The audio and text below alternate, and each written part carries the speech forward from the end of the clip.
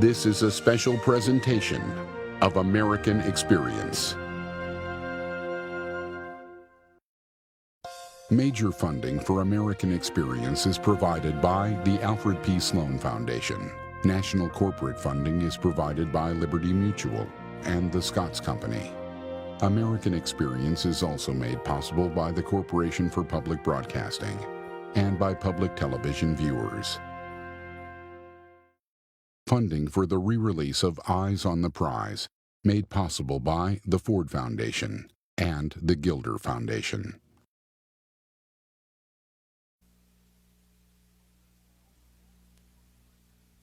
There is no state with a record that approaches that of Mississippi in inhumanity, murder, brutality, and racial hatred.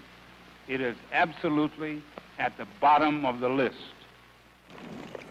In 1964, the state of Mississippi called it an invasion. Civil rights workers called it Freedom Summer.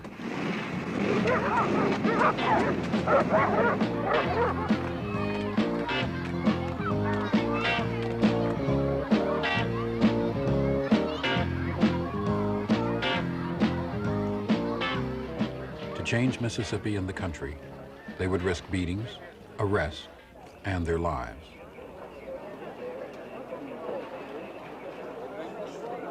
Y'all know what my child was doing? He was trying for us all to make a better living. And he had two fellas from New York, had their own home and everything, didn't have nothing to worry. But they come here to help us. Did y'all know they come here to help us? They died for us. I know the one thing we did right was the day we started to fight. Keep your eyes on the prize. Hold on, hold on. Keep your eyes on the prize. Hold on.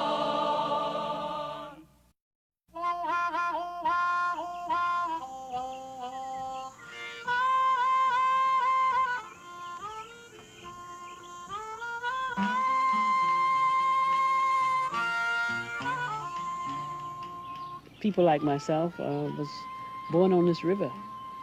I love the land. It's the Delta. And to me, it's now a challenge, it's history, it's everything of what black people is all about. We came up out of slavery. And this is where we acted it out, I suppose. All of the work, all of the hard work and all that. But we put in our blood, sweat, and tears, and we love the land. This is Mississippi.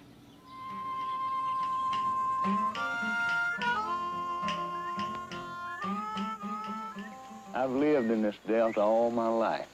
My parents before me, my grandparents. I've hunted and fished this land since I was a child. This land is composed of two different cultures, a white culture and a colored culture, and I've lived close to them all my life. But I'm told now that we've mistreated them and that we must change, and these changes are coming faster than I expected, and I'm required to make decisions on a basis of a new way of thinking, and it's difficult. It's difficult for me, it's difficult for all Southerners. I was born in Mississippi, in the United States, and I'm the product of my heredity and education and the society in which I was raised. And I have a vested interest in that society, and I, along with 1 million other white Mississippians, will do everything in our power to protect that vested interest. It's just as simple as that. In 1954, the Citizens Council was established in the Delta, the northwest section of the state, where blacks outnumbered whites. The council's purpose, to preserve white political power by opposing integration. Council chapters soon spread across the state. Within 4 years, the Citizens Council was powerful enough that in the election of 1959, it threw its support openly and actively behind the candidacy of a damage suit lawyer named Ross Barnett, not one of the world's most successful politicians up to then, and saw him elected over a supposed moderate who was himself a segregationist, but with a quieter voice than Ross Barnett. And from 1959 until 1963, in the Barnett administration, the Citizens Council was the state, and the state effectively on matters racial was the Citizens Council. Bankers, politicians, and owners of businesses joined the Citizens Councils throughout the South. They punished people who supported integration or black voting rights by foreclosing mortgages, firing workers, or refusing loans to farmers. And they used their influence to push through laws that would ensure continued white domination. It's primarily a struggle for power. And I think we would be stupid indeed if we failed to see where the consequences of a supine surrender on our part would lead. At the center of Mississippi's struggle for power was the black vote. In some counties, blacks outnumbered whites 4 to 1. In 1962, in many counties, no blacks were registered.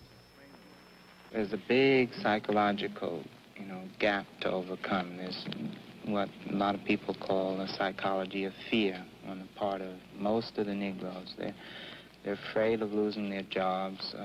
They've been brainwashed. They think that somehow all of this is the business of the white man, and it's not something that they're supposed to be doing. 26-year-old Bob Moses came to Mississippi at the request of Amzie Moore, an NAACP leader. Moses and other SNCC organizers opened offices throughout the state to recruit local Mississippians. I was asked would I join the SNCC, which was Student Nonviolent Coordinating Committee, and I said yes. And they said, well, what do I have to do? They said, just try to encourage people to go and try to register, go over to the courthouse. And that was my start of going around here to my neighbors and friends and asking them, would they come and go to the courthouse and try to register to vote. People were being put off the plantations. People were threatened. Folks was put in jail just because we wanted people to try to register to vote. Some attempting to register had even been murdered to stop black political activity.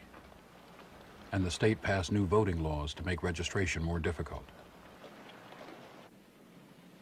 On this side, now right here you interpret. In other words, you tell what it means. Just write your meaning, your understanding of it.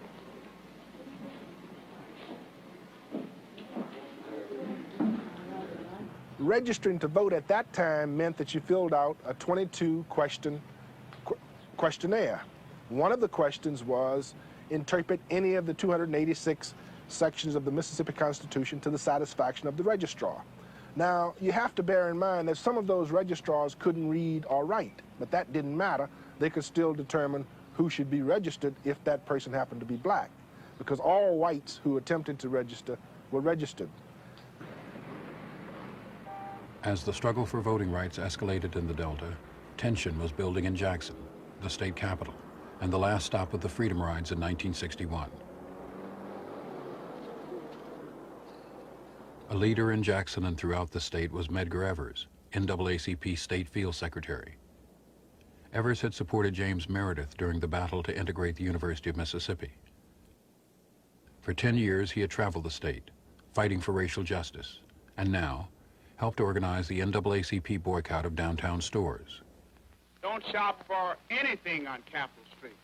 Let's let the merchants down on Capitol Street feel the economic pinch. Let me say this to you. I had one merchant to call me, and he said, I want you to know that I've talked to my national office today, and they want me to tell you that we don't need nigger business.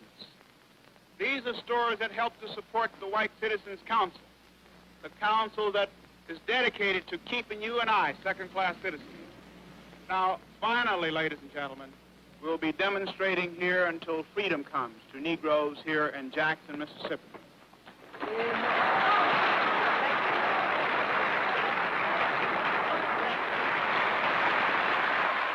In June 1963, students in Jackson poured out of their schools to protest the beatings and arrest of demonstrators in downtown sit-ins.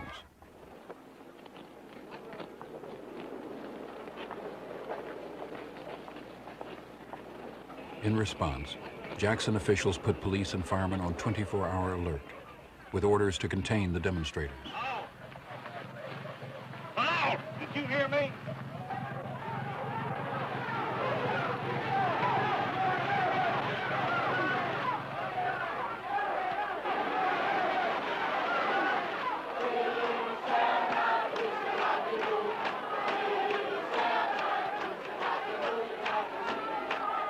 Hundreds were arrested. Mayor Allen Thompson announced that Jackson could handle 10,000 if necessary.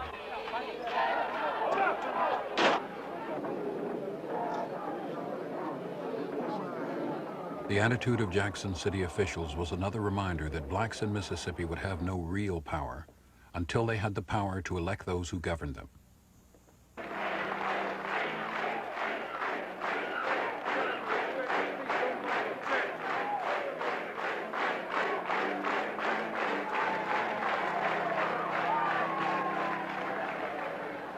If you are not a registered voter, remember this one thing, that Allen Thompson got in the mayor's office by the majority of the folk who were qualified to vote and voted on the day that he was elected. Ross Barnett got in office because he was elected by the majority of the folk who were qualified to vote and voted on the day that he was elected. And if you don't like this thing, let's get ready to change it.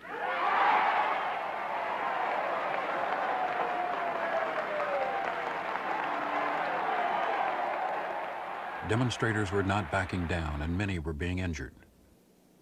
For Medgar Evers, the situation grew more dangerous with every passing day. It was simply in the air. You knew that something was going to happen, and the logical person for it to happen to was Medgar.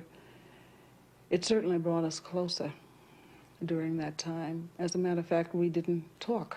We didn't have to. We communicated without words. It was a touch, it was a look, it was holding each other, it was music playing, and I used to try to reassure him and tell him, nothing's going to happen to you, the FBI is here, laugh. Everybody knows you, you're in the press, they wouldn't dare do anything to you. On June 11th, 1963, Myrlie Evers watched at home as President John Kennedy made his strongest speech on civil rights.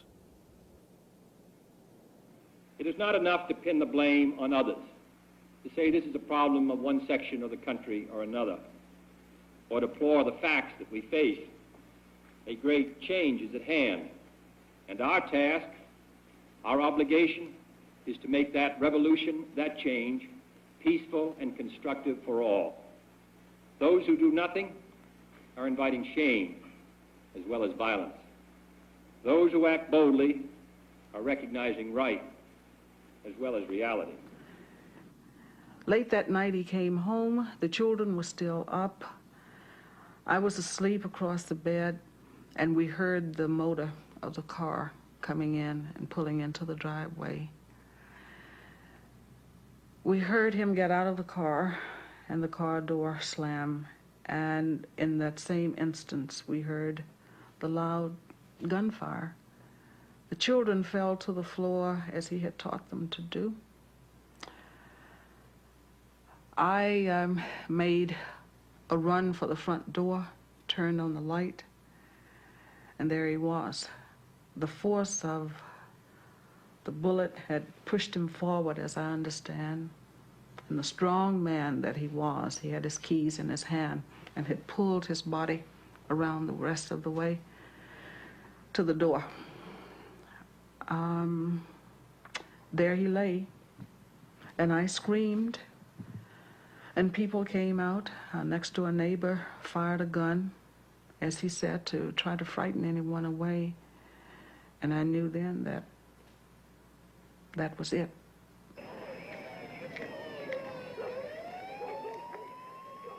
Medgar Evers had been shot in the back by a single round from a high-powered rifle. The one fingerprint found on the weapon belonged to Byron de la Beckwith, a member of the Citizens Council in Greenwood, Mississippi.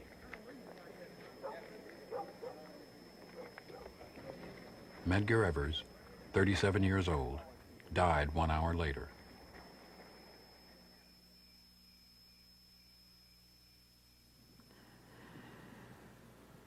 When Medgar was felled by that shot, and I rushed out, and so I'm lying there, and people from the neighborhood began to gather.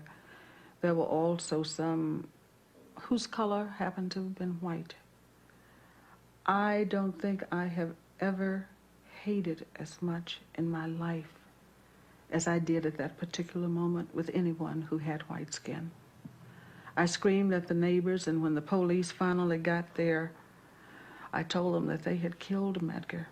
And I can recall wanting so much to have a machine gun or something in my hands and just stand there and mow them all down. I was just, I can't explain the depth of my hatred at that point. We view this as a cold, brutal, deliberate killing in a savage, uncivilized state. The most savage, the most uncivilized state in the entire 50 states. There is no state with a record that approaches that of Mississippi in inhumanity, murder, brutality, and racial hatred. It is absolutely at the bottom of the list. In Jackson, Mississippi, in 1963, there lived a man who was brave. He fought for freedom all of his life, but they laid Medgar Evers in his grave. On the day that Medgar was funeral, I mean, there was violence. I mean, there was no way to predict it. There was a different element of people who had never participated in the movement before. The guys off the street who were just angry, you know, who that at that time is we had very little contact with in the Jackson area. We had mostly worked in through churches. We had worked through students, young people, and then just people in general, you know. But the street people we had not really worked with as well because they didn't want to have anything to do with it because they always felt that they could not cope with the nonviolence. Not that they disagree with what the movement, it's just that the tactics that were used. You know, on that particular day, that group of people decided to speak out.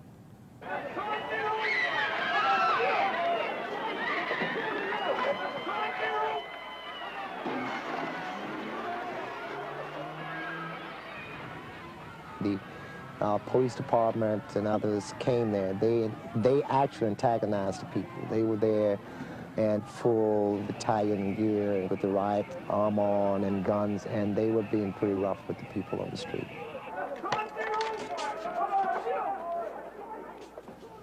And the people just said, we're not going to take that. This is a funeral of our leader, and here they are, you know, harassing us, and the white folk killed them. Shots had already been fired when John Doerr, a Justice Department attorney, stepped between the crowds and the police. With the help of Dave Dennis and others, Doerr convinced both sides to back off. The demonstrators went home.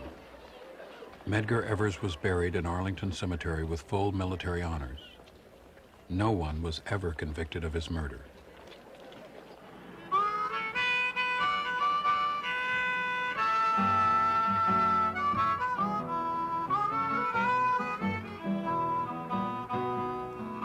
The assassination of Medgar Evers focused national attention on a state which seemed at war with half of its own citizens.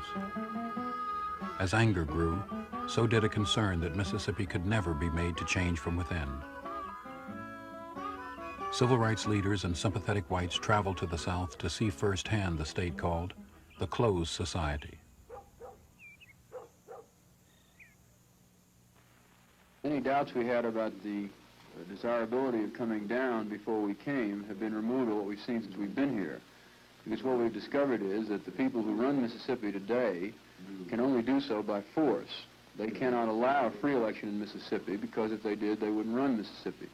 And as we go around Mississippi and are arrested and beaten and charged with miscellaneous and very imaginative traffic violations that don't occur and threatened and told to leave, we understand why the people asked us to come down here, because inside Mississippi the rule of force is so hard on them that they can't shake the oath.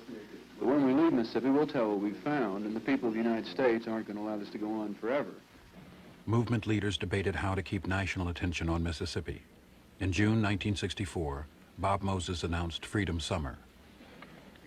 We hope to send into Mississippi this summer upwards of 1,000 teachers, ministers, lawyers, and students from all around the country who will engage in what we're calling freedom schools, community center programs, voter registration activity, research work, work in the white communities, and in general, a program designed to open up Mississippi to the country.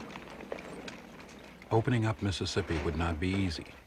Local newspapers warned of a coming invasion. Governor Paul Johnson called for more highway patrolmen. The city of Jackson ordered an armored truck for riot control, all to resist college students from across the country who had volunteered to work in the state during the summer. Most of the students that people were bringing in for the summer project were from the large universities, and they were from families who were politicians, bankers, lawyers, and others. And we felt by the fact that bringing in those particular people, that the attention of their parents and relatives from the various different other parts of the country would be on these areas. And by having large numbers of whites in here, is the press, the American public would have much more concern than if there were just a bunch of blacks that were in the state.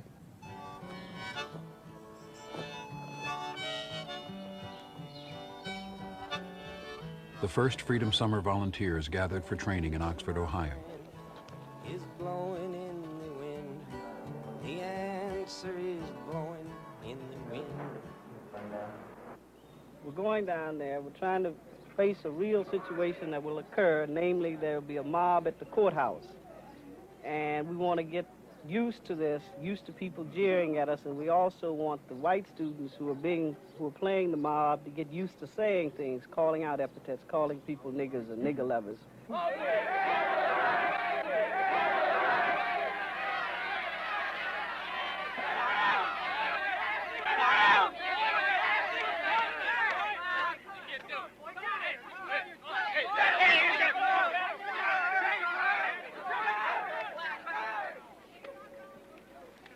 Okay, that was very good.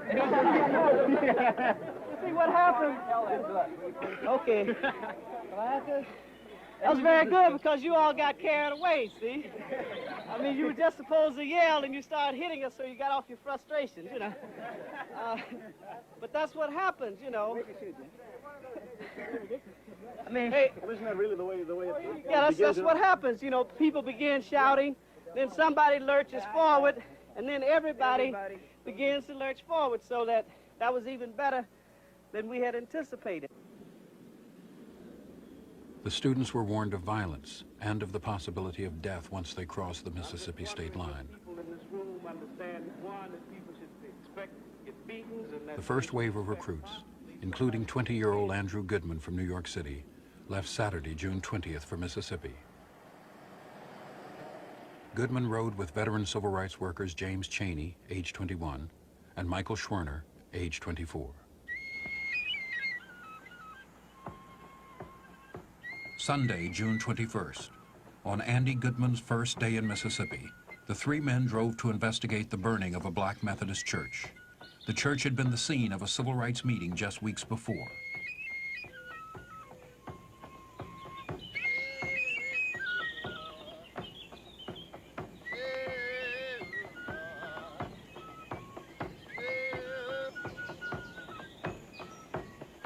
Around 3 o'clock that afternoon, their 1963 blue Ford station wagon was stopped by Deputy Sheriff Cecil Price outside the town of Philadelphia. The three young men were released by Deputy Price around 10:30 that night. It was then that they disappeared. In Oxford, Ohio, volunteers were waiting to travel south. We had to tell the students what we thought was going on, because if, in fact, anyone is arrested and then taken out of the jail, then the chances that they're alive was just almost zero. And we had to confront the students with that before they went down, because they now had, the ball game was changed.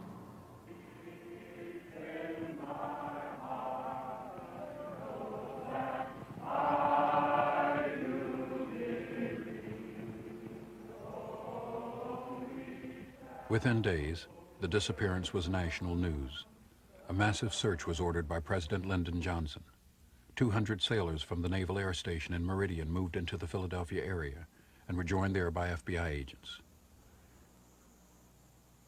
In Meridian, the wife of missing Mickey Schwerner, Rita Schwerner, flew from Oxford, where she'd been training many of the summer volunteers. She was greeted by James Farmer, head of CORE, the Congress of Racial Equality. It's tragic, as far as I'm concerned, that white Northerners have to be caught up in the machinery of injustice and indifference in the South before the American people register concern. I personally suspect that if Mr. Cheney, who is a native Mississippian Negro, had been alone at the time of the disappearance, that this case, like so many others that have come before, would have gone completely unnoticed. Their disappearance, although it might have been calculated to try and drive people away from the state, it's just the opposite effect on me and everyone else. Whenever an incident like this happens, and they happen fairly often, although not usually this serious, everyone reacts the same way. They become more and more determined to stay in the state and fight the evil system that people have to live under here. I'm down here because I believe that my freedom is very much entangled with the freedom of every other man, and that if another man's not free, then I'm not free. So I'm fighting for my own freedom here. Are you scared? Yes, I'm very much afraid. Everyone here is. But we knew before we came down something about what it's going to be like, and I don't know of anybody that's turning back because of things like this that happen. We most certainly do not and will not give protection to civil rights workers. In the first place, the FBI is not a police organization. It's purely an investigative organization, and the protection of individual citizens, either natives of the state or coming into the state, is a matter for the local authorities. The FBI will not participate in any such protection. By early July, the volunteers had arrived in full force. During the summer, 80 civil rights workers were beaten, and 1,000 arrests were reported. One of the most dangerous jobs was traveling from house to house in isolated rural areas to build support for a new political party. We have organized into the Mississippi Freedom Democratic Party. We are holding a freedom registration drive throughout the state, encouraging every Negro and white who wants a stake in his political future to prove it by getting his name on a freedom registration book. We have scheduled precinct meetings and district caucuses, and on August 6th, here in Jackson, we will hold our state convention. At that time, we will elect a slate of delegates to the National Convention in Atlantic City. And when that convention meets, we will present ourselves for seating as the only democratically constituted body of Mississippi citizens worthy of taking part in that convention's business. Volunteers collecting signatures for the party found themselves openly challenging the way life had been lived in Mississippi for 3/4 of a century. people would be sitting down and you would say hello and you'd shake their hands. Now that was an unusual thing for a white person to do to a black person in Mississippi at that time. Frequently people would respond by not looking us in the eye. At the end of every phrase there would be a ma'am or a sir, depending on who was there, and they would say yes to everything we said. We'd say, would you like to be involved in the voter registration project? Will you go down to vote? Yes, sir. And we knew we were not getting across. We knew they were just waiting for us to go away because we were a danger to them. And in many ways we were. We had much less to risk than they did. This was their lives, their land, their family, and they were going to be here when we were gone. Despite the fear, 60,000 signed up as members of the Mississippi Freedom Democratic Party. This mass political awakening reminded segregationists of the years following the Civil War, a time when blacks had been elected to high political office. We have had experience in the past with Negro political domination. It was known as the Reconstruction. There are some who call this present attempt to build up political power through the mass registration of unqualified Negro voters the second Reconstruction. I don't want the Negro as I have known him and contacted him during my lifetime as a class to control the making of the law that controls me, to control the government under which I live. Would you feel better then if there were some legal means of keeping all Negroes off the rolls? I'd feel better, and I think this country would be better off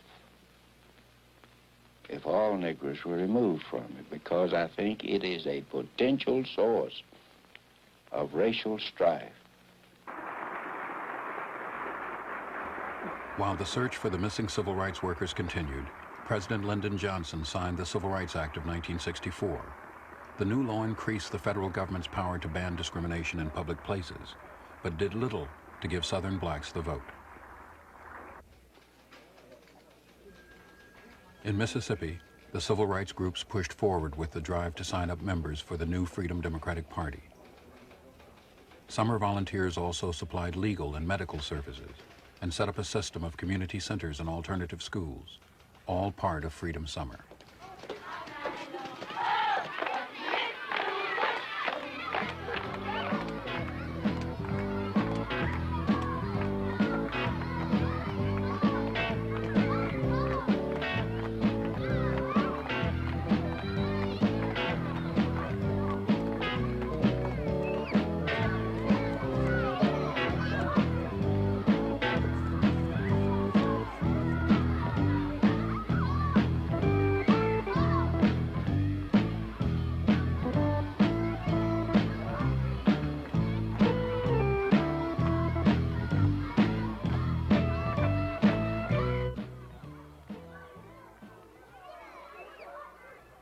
For years, most blacks in Mississippi had been denied the right to a decent education. SNCC opened 41 freedom schools across the state. By day, the volunteers taught everything from the 3 R's to innovative courses in black history. By night, the schools were used for political meetings, to explain the new party and to sign up new members. These activities and the presence of white volunteers teaching in black schools and living in black homes offended many white Mississippians. When the civil rights workers invaded the state in the summer of 1964 to change us, presumably into their own image, they were met with a feeling of some curiosity, but mostly resentment. They fanned out across the state, made a great to-do of breaking up our customs, of flaunting social practices that had been respected by people here over the years. That was the time of the hippies just coming in. Many had on hippie uniforms and conducted themselves in hippie ways. They were not exactly the types of models that most people that I knew wanted to emulate. Also, the arrogance that they showed in wanting to reform a whole state in the way they thought it should be created resentment.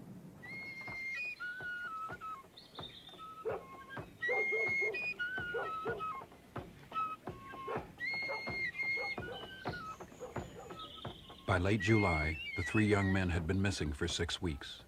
Many lost hope that they were still alive, but the goals for Freedom Summer were unchanged. Volunteers wanted to prove that black and white could live and work together.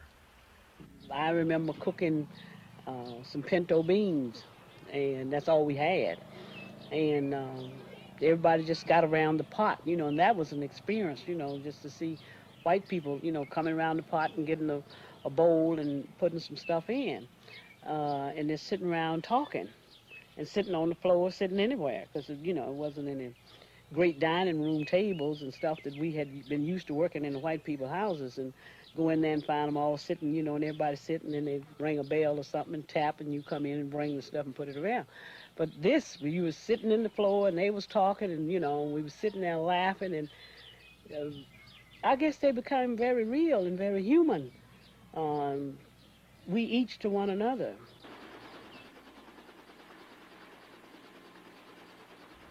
On August 4th, on a farm outside the town of Philadelphia, the bodies of Goodman, Cheney, and Schwerner were discovered buried together in an earthen dam.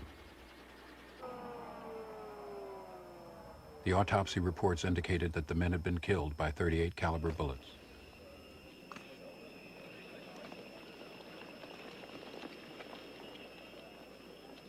A later report revealed that James Cheney, the one black victim, had also suffered severe bone and skull fractures.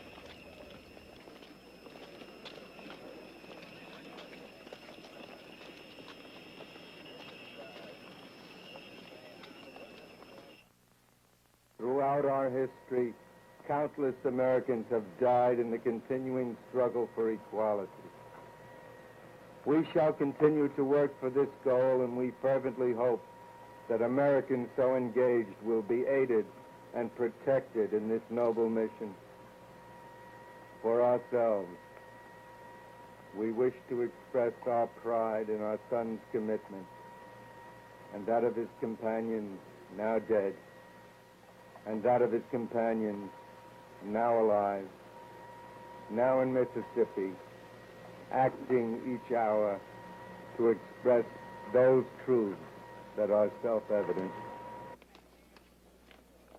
August 7th, 1964, the funeral of James Cheney in Meridian, Mississippi.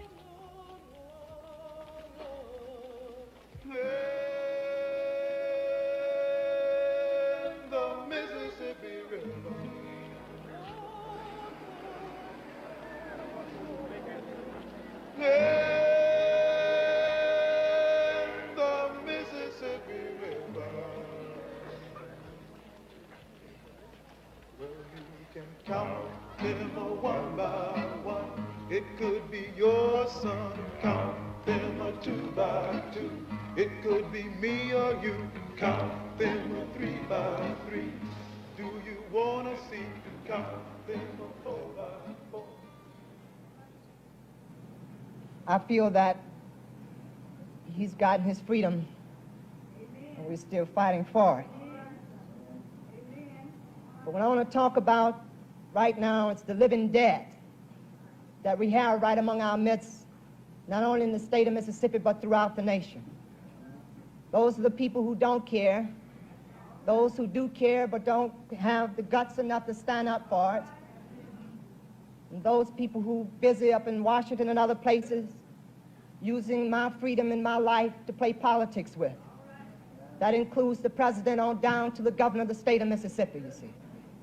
In my opinion, as I stand here, I not only blame the people who pulled the trigger, or did the beating, or dug the hole with the shovel. I bury the people, not bury, sorry. But I blame the people in Washington, D.C., and on down in the state of Mississippi for what happened just as much as I blame those who pulled the trigger. You see, I know what's going to happen. I feel it deep in my heart when they find the people who killed those guys in Neshoba County. You got to come back to the state of Mississippi and have a jury, all their cousins, their aunts, their uncles. And I know what they're going to say, not guilty, because no one saw them pull the trigger. I'm tired of that. See, and another thing that makes me even tireder, though, that is the fact that we as people here in the state and the country are allowing this to continue to happen. Even us as black folk. So I look at the young kids here, that's something else that I grieve about. The little Ben Cheney here, and the other ones like him around in this audience. When he wants someone to babysit for him, he gets my black man to hold that baby. And as long as he can do that, he can sit down beside me, he can watch me go out there and register to vote, and he can watch me take some type of public office in this state, and he can sit down as I rule over him just as he's ruled over me for years, you see. This is our country, too. We didn't ask to come here when they brought us over here. I have been approached by the people of my national office of CORE and others to make sure that the speech that's given is calm. They don't want a lot of, things stirred up and everything else like that. And I'd agreed to do that. And I said, okay, fine, it's good. But then when I got up there and I looked out there and I saw little Ben Cheney, things just sort of snapped. And I was in a fantasy world to be sitting up here talking about things going to get better and we should do it in an easy manner and remember nonviolence and stuff like that. It's because this country, you cannot make a man change by speaking a foreign language. You have to understand what you're talking about.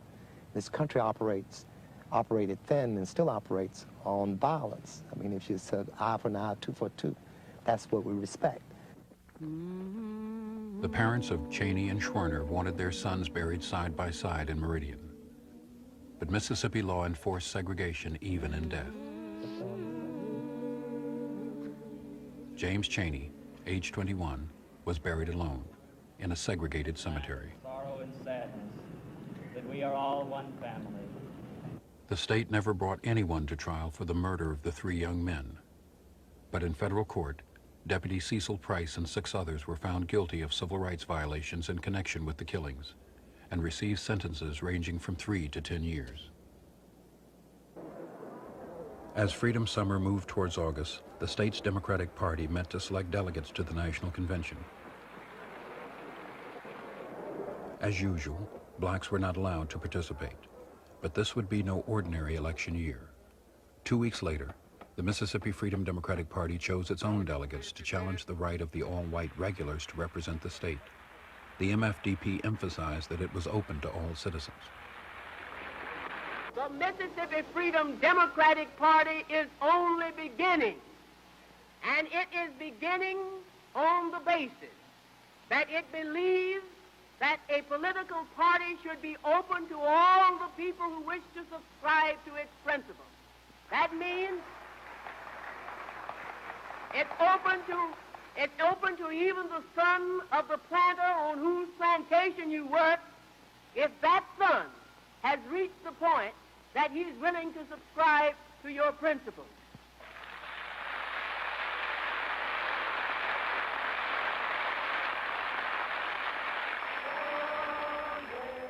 The MFDP delegation of 64 blacks and 4 whites prepared to leave for Atlantic City. Their goal was to be seated at the Democratic National Convention as the true representatives of their home state. For many, it was their first trip out of Mississippi. For all, this was the culmination of Freedom Summer, the final opportunity to open up Mississippi to the nation. You know, I think one of the things that made the delegation of the Mississippi Freedom Democratic Party so hopeful, so expectant, was the fact that people had made a discovery, a discovery that there is a way out of, much of that is wrong with our lives. And that there is a way to change it, and that is through the execution of this vote, you know. And so we can't get past these people at the state level because they've locked us out, but we just know that once we get to the national level, you know, with all the proof that we have been locked out, and the fact that we've had the courage to go ahead and create our own party, then, you know, we feel like that we are going to get that representation that we've been denied for so long. Atlantic City, New Jersey, site of the 1964 Democratic Convention. Lyndon Johnson expected no opposition in getting his party's nomination, but was concerned the MFDP would disrupt party unity. With the arrival of the Freedom Democrats on August 20th, there were now 2 delegations in town from Mississippi. The Democratic Party would have to decide which would represent the state on the convention floor.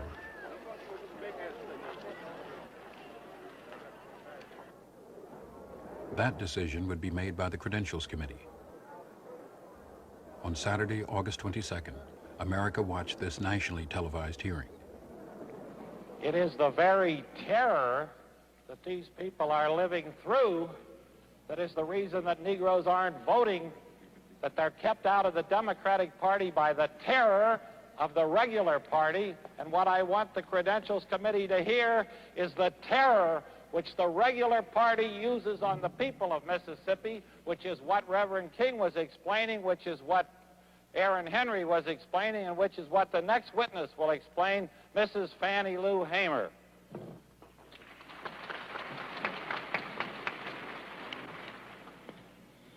Mr. Chairman, and to the Credentials Committee, my name is Mrs. Fannie Lou Hamer, and I live at 626 East Lafayette Street, Rooseville, Mississippi.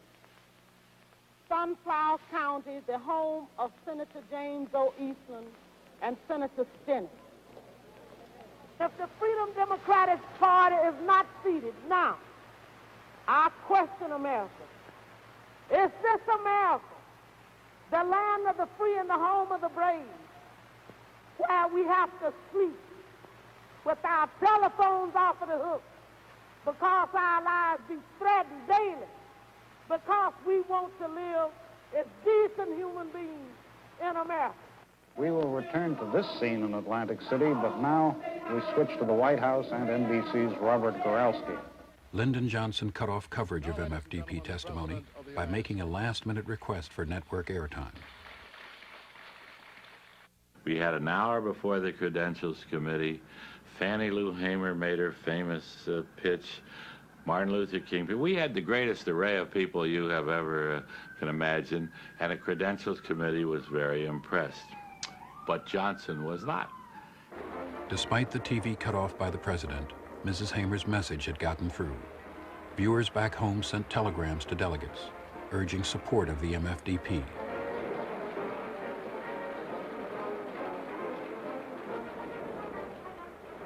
But President Johnson was afraid Southerners would desert the party if the MFDP were seated. He began pressuring liberals close to the Freedom Democrats. Senator Hubert Humphrey, a longtime champion of civil rights, was feeling that pressure. Many believed he would not be selected for the vice presidency unless he helped stop the MFDP. My only interest in this is an attempt to try to bring about a reconciliation of views in the hopes to keep our convention united with one objective: to defeat Mr. Goldwater in November and to carry forward the Democratic program. Humphrey assigned Walter Mondale, his young protege from Minnesota, to work out a solution. See, everybody was trying to think of something that was simple and would solve it and would satisfy everybody. The problem was there was no such solution. And so we'd go around and around and around, and everybody'd try this and try that, and writers would see if they could write around the problems, and philosophers see if they could dream of something to dream over the problem. It wouldn't go away. It had to be resolved. It had to be compromised, I think, in the way that we did it, and it was inevitable that some people would be unhappy. The committee did come up with a compromise. It offered the MFDP 2 seats at large, meaning they would not represent the state of Mississippi. It allowed the all-white regulars to be seated only if they would swear loyalty to the Democratic ticket. Finally, the committee promised to bar from future conventions any delegation guilty of discrimination. In response, all but 4 of the all-white regulars walked out of the convention. It may not satisfy everybody, the extremes on the right or the extremes on the left. But we think it is a just compromise. We think it is based soundly on the law. We think it clearly recognizes, without compromises, the basic devotion of this party to human rights. And we think it represents and sets the stage for the overwhelming victory of the man who, more than anybody else in the world, represents the cause of justice and law today, President Lyndon Baines Johnson. Lyndon Johnson announced that Hubert Humphrey would be his running mate before boarding the plane for the convention. In Atlantic City, the Freedom Democrats had not yet decided whether to accept or reject the compromise. We've got an offer to our people. We've got a great deal out of this. I think to call this a loss is a bad mistake. You were talking before of no compromise. Now you've got your 2 delegates in. The regular party's gotten 3. You think you've made substantial gains? I think we made a terrific gain.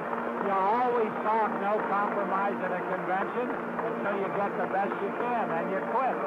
Are the leaders of the Freedom Democrats satisfied? I don't think so, and I don't blame them. Nobody ever gets all they want. The leaders of the regulars aren't satisfied either. They're going back to Jackson. Let my people go. Political allies and national civil rights leaders urged the MFDP to accept the compromise, but the Freedom Democrats voted overwhelmingly to turn it down. In the words of Fannie Lou Hamer, "We didn't come all this way for no 2 seats when all of us is tired."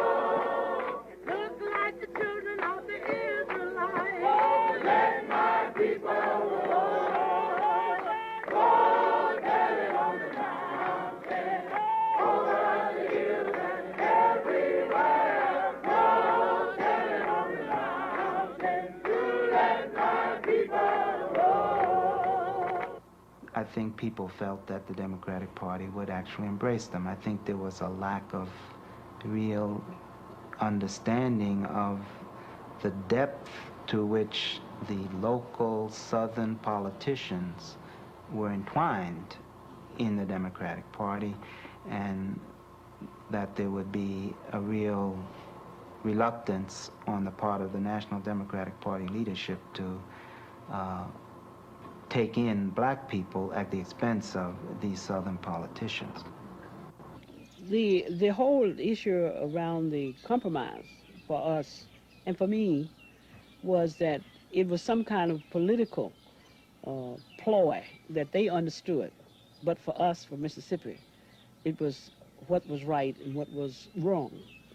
It was, we had been done wrong. Our rights had been taken away. And you just couldn't issue some 2 seats at large to correct that. And it was a moral situation that had to be rightened. So it wasn't just a political something to get away with, is that we sit in the rooms and negotiate. You know, they knew about those kind of things, but we didn't. How to sit in the rooms and negotiate way and say, you know, we'll take the best of this, a piece of that. We went after what was right. And it was wrong the way we had been treated for hundreds and hundreds of years. Denied the right to register to vote, denied the right to participate in the political process, and that's what was going on. The MFDP delegates made one last appeal for national attention. They tried to sit in the seats abandoned by the Mississippi regulars. Hey, will you identify yourself for us, please? My name is Mrs. Fannie Lou Hamer. I'm the vice chairman of the Freedom Democrat Party. Where did you get the credentials to get into the building tonight, Mrs. Hamer? Some law friends of ours gave us an invitation to come in. We sit with them a while, and we wanted to sit in our own state. Do you have any kind of credentials that will get you into these seats? No, we don't. Only as American citizens. Mr. Sergeant at Arms, have you had any contingency plans for this? None at all. I just stand here peacefully, trying to keep this aisle clear. Mississippi, when they are before the eyes of the world, they are peaceful and loving. And when they get back to Mississippi, it's, nigger, you can't come in here. Nigger, you can't come in there. Nigger, you get out. And here we are in the eyes of the world, seeing the same thing that happens down, way down in the deep South, Mississippi. The MFDP was never seated at the 1964 convention, but their protest opened up the Democratic Party and changed national politics. For some, Atlantic City ended in disillusionment. They had lost faith in America's leaders, but they had come to know their own power. The country refuses to demand that Mississippi give Negroes their rights, their privileges. We didn't ask to be elected to anything. We didn't ask for any patronage. All we asked for is to let us sit